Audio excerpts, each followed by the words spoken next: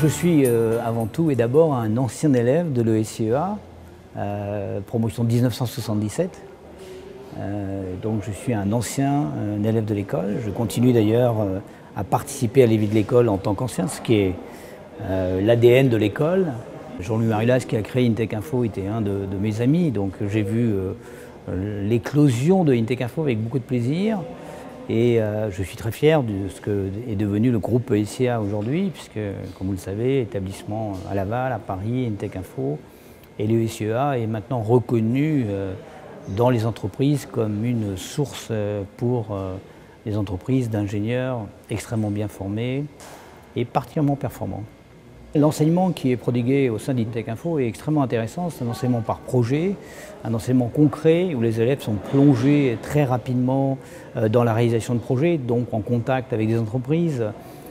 Et donc cette pédagogie est particulièrement intéressante pour les entreprises parce que nous prenons après des élèves qui ont déjà planché sur des cas concrets, des cas réels et qui ne sont pas uniquement des théoriciens. Et je crois pouvoir dire que c'est ce que le monde du travail cherche aujourd'hui. Des têtes bien faites, certes, mais aussi des ingénieurs qui sont capables d'aborder des projets sans forcément de grandes connaissances théoriques, un petit peu quand même, mais avec beaucoup de débrouillardise, avec beaucoup de bon sens. Et ce que j'ai vu et ce que je connais de l'enseignement d'Intech Info, c'est justement ces caractéristiques du bon sens, de la pratique, du travail en équipe, ce que nous cherchons aujourd'hui dans les entreprises. La question de l'alternance est une vaste question.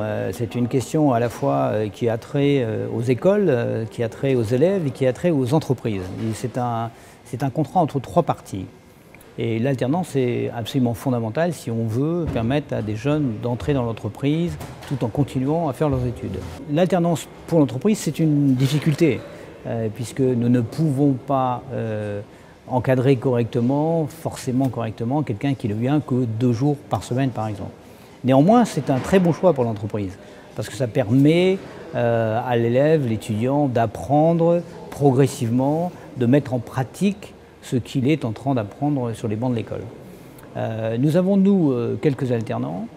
Je fais très attention à ce qu'ils soient bien encadrés par des tuteurs dans notre entreprise parce que la réussite de l'alternance, c'est à la fois la qualité de l'élève, bien sûr, la qualité de l'enseignement qu'il a reçu, mais la qualité du tuteur au sein de l'entreprise. Le succès de l'alternance, c'est le succès d'un contrat à 3, l'élève, l'école et l'entreprise. Intech Info et l'ESCEA, et je crois qu'il faut rappeler que ces deux filières forment des ingénieurs et des Bac+3 ou des Bac+5 par alternance, qui sont tout à fait opérationnels dans l'entreprise parce qu'ils savent s'adapter, ils savent se mettre au diapason de l'entreprise.